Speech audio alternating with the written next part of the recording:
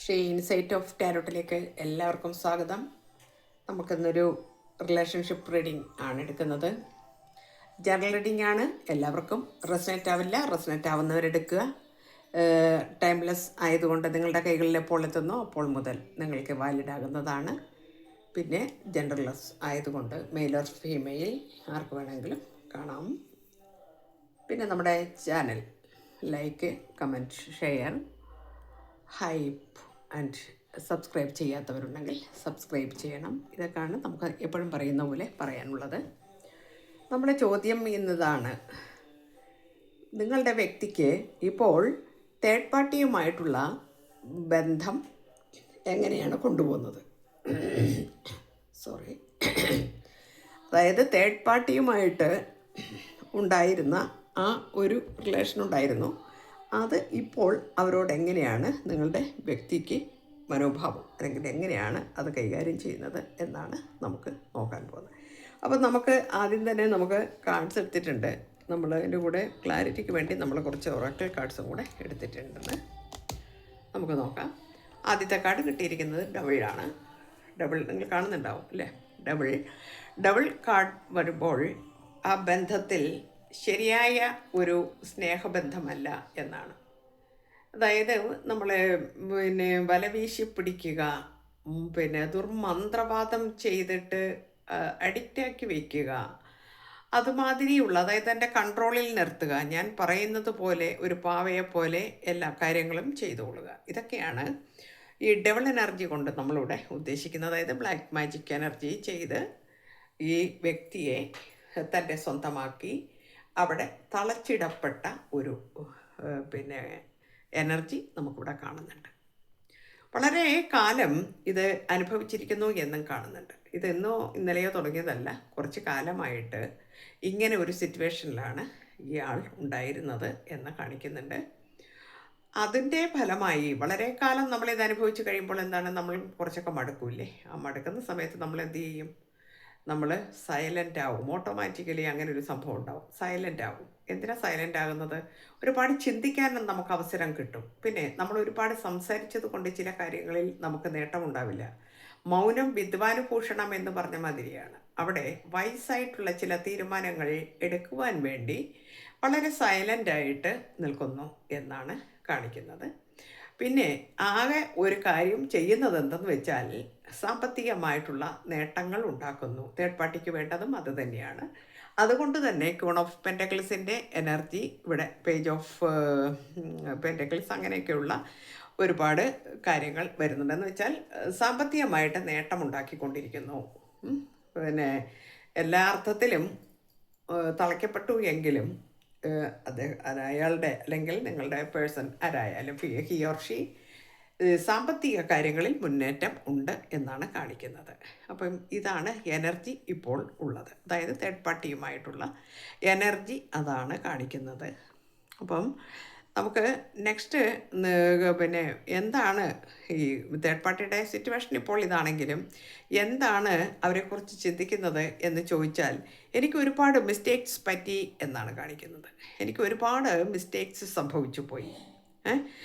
I wish I could right my wrongs. എൻ്റെ തെറ്റുകളെല്ലാം തിരുത്തി ശരിയായ ആ ഒരു വഴിയിലൂടെ നടക്കണമെന്ന് ഞാൻ വളരെയധികം ആഗ്രഹിക്കുന്നു എന്നാണ് കാണിക്കുന്നത്.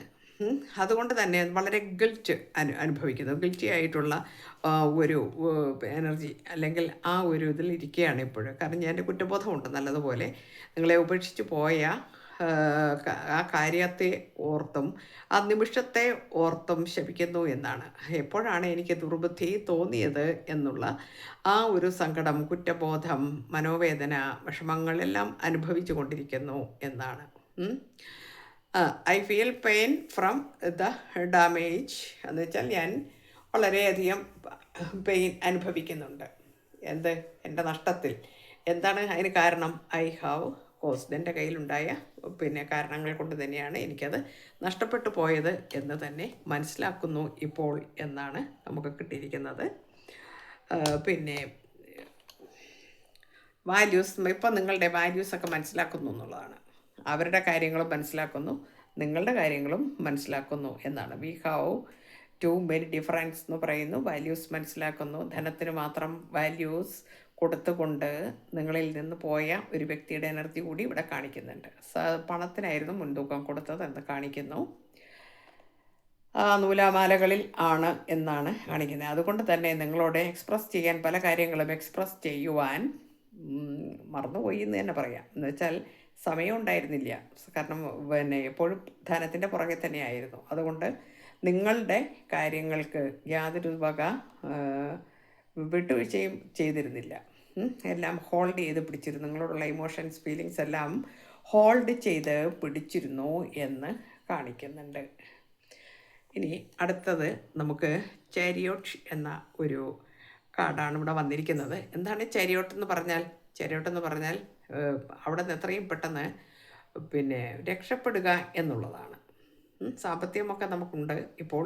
ഇനി ഈ ബന്ധത്തിൽ നിന്നും എത്രയും പെട്ടെന്ന് ഇവിടുന്ന് രക്ഷപ്പെടണം. വളരെയധികം ഫാസ്റ്റായിട്ട് മൂവ്മെൻറ്റ് ചെയ്യുന്നു എന്നാണ്. അതിന് നമുക്ക് ക്ലാരിറ്റി കിട്ടിയിരിക്കുന്നത് ന്യൂ ചാപ്റ്റർ തുടങ്ങാൻ ആഗ്രഹിക്കുന്നു എന്നാണ്.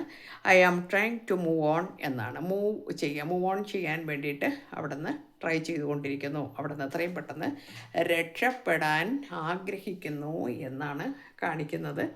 നമുക്ക് ഏസ് ഓഫ് വാൻസ് വന്നിട്ടുണ്ട്. അപ്പോൾ ഒരു ന്യൂ ഇൻസ്പിറേഷൻ, ന്യൂ ബിഗിനിങ്, ഇത്തരം കാര്യങ്ങളൊക്കെ നിങ്ങളുമായിട്ട് കൊണ്ടുപോകണം എന്നവിടെ വളരെ ആഗ്രഹം വന്നിട്ടുണ്ട്. അവിടെ തേർഡ് പാർട്ടിയുടെ കൂടെ ആണെങ്കിലും ചിന്തിക്കുന്നത് ഇപ്പോൾ നിങ്ങളെക്കുറിച്ചാണ്. തേർഡ് പാർട്ടിയുടെ അടുത്ത് നിന്ന് എങ്ങനെയെങ്കിലും ഒന്ന് രക്ഷപ്പെട്ടാൽ മതി എന്നുള്ള ഒരു എനർജിയാണ് ഇവിടെ കാണിക്കുന്നത്. പിന്നെ നമുക്ക് കാണിക്കുന്നത് I want to how equal to one take. എനിക്ക് ജീവിതത്തിൽ സന്തോഷിക്കണമെങ്കിൽ എന്ത് വേണം? എൻ്റെ ഫീലിങ്സ്, എൻ്റെ ഇമോഷൻസ് എല്ലാം തന്നെ എനിക്ക് ഈക്വലായിട്ടുള്ള ഗിവ് ആൻഡ് ടേക്ക് കിട്ടിയിരിക്കണം. എങ്കിൽ മാത്രമേ അത് ഈ ഒരു വ്യക്തിക്ക് മാത്രമല്ല, ജീവിതത്തിൽ എല്ലാവർക്കും അങ്ങനെ ഒരു കാര്യം ഉണ്ടാകുമ്പോൾ മാത്രമാണ് സന്തോഷവും സമാധാനവും ഒക്കെ നമ്മുടെ ലൈഫിൽ വന്നു ചേരുള്ളൂ എന്നുള്ള കാര്യം കൂടി നമ്മളെല്ലാവരും മനസ്സിലാക്കേണ്ട കാര്യങ്ങളുണ്ട്. അതൊക്കെ നമ്മൾ ഓരോ കാര്യങ്ങളും മനസ്സിലാക്കണം എന്നാണ്. നിഗ്ലക്റ്റഡ് എന്ന ഒരു കാർഡ് ഇവിടെ വന്നിട്ടുണ്ട്. എന്ന് വെച്ചാൽ നിങ്ങളെ നിഗ്ലക്റ്റ് ചെയ്ത് പോയിരിക്കുന്നു, നിങ്ങളെ അവഗണിച്ചു പോയി എന്നുള്ള എൻ്റെ കുറ്റബോധമുണ്ട്. I fail to give you what you need. എന്താണ് നിനക്ക് ആവശ്യമുള്ളത് എന്ന കാര്യം പോലും ഞാൻ മറന്നിട്ട് നിനക്ക് പലതും തരുവാൻ എനിക്ക് കഴിഞ്ഞില്ല. അതുകൊണ്ട് തന്നെ ഞാൻ എന്തായി അത് നെഗ്ലക്റ്റ് ചെയ്യേണ്ടി വന്നു നിന്നെ. അതിൻ്റെയൊക്കെ ഫലം ഞാനിപ്പോൾ അനുഭവിക്കുന്നു എന്ന് തന്നെയാണ് നമുക്ക് ഇവിടെ കാണാൻ കഴിയുന്നത്. എന്തായാലും തേർഡ് പാർട്ടിയുമായിട്ട് ഒരു സ്വരച്ചേർച്ചയില്ലാതെയാണ് ഇപ്പോൾ ജീവിക്കുന്നത് എന്നാണ് കാണുന്നത്. പിന്നെ ഇപ്പോൾ നിങ്ങളെക്കുറിച്ച് ചിന്തിക്കുന്നത് എന്താണെന്ന് വെച്ചാൽ I miss our inside jokes.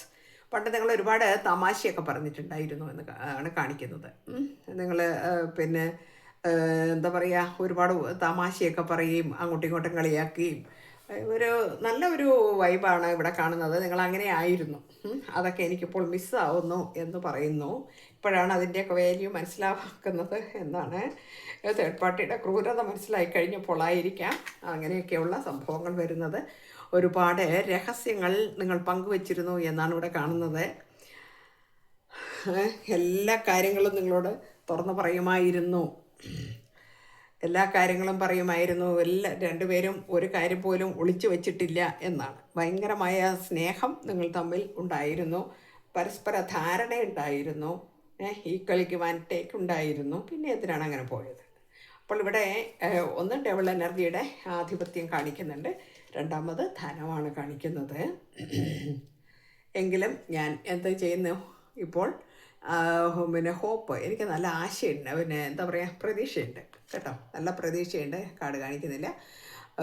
I haven't given up one as yet. ഒരിക്കൽ എല്ലാം ശരിയാവുമെന്നും നമ്മൾ ഒരുമിക്കും എന്നും ഞാൻ വളരെയധികം പ്രത്യാശിക്കുന്നു എന്ന് കാണിക്കുന്നുണ്ട്.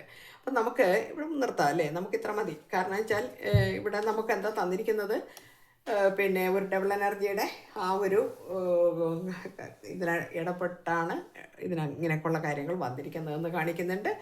പിന്നീട് അതിൽ നിന്നൊന്ന് രക്ഷപ്പെടാനാണ് ഇപ്പോൾ ശ്രമിച്ചുകൊണ്ടിരിക്കുന്നത്. ഒന്ന് മൂവ് ഓൺ ചെയ്യാൻ വേണ്ടിയിട്ട് ശ്രമിക്കുന്നു. നിങ്ങളുമായിട്ട് നല്ല നല്ല നിമിഷങ്ങൾ പങ്കുവയ്ക്കണം. കഴിഞ്ഞു പോയ പാസ്റ്റ് മെമ്മറീസ് എല്ലാ കാര്യങ്ങളും നിങ്ങൾ ഓർത്തുകൊണ്ടിരിക്കുന്നു. എത്രയും പെട്ടെന്ന് നിങ്ങളിലേക്ക് വന്നു ചേരണം എന്ന് ആഗ്രഹിക്കുന്നു. അപ്പോൾ തേർഡ് പാർട്ടിയുടെ കൂടെയാണ് ജീവിതമെങ്കിലും തേർഡ് പാർട്ടിക്ക് യാതൊരു വാല്യൂവും അവിടെ കൊടുക്കുന്നില്ല. എത്രയും പെട്ടെന്ന് നിങ്ങൾക്കാണ് ആ വാല്യൂ ഉള്ളത്, ആ വാല്യൂ തരുന്നത് നിങ്ങൾക്കാണ്. അതുകൊണ്ട് നിങ്ങൾ ക്ഷമയോടെ കാത്തിരിക്കൂ, അല്ലെങ്കിൽ ക്ഷമയോടെ നല്ല തീരുമാനങ്ങൾ എടുക്കൂ. എല്ലാവർക്കും നല്ലത് വരട്ടെ. Thank you universe.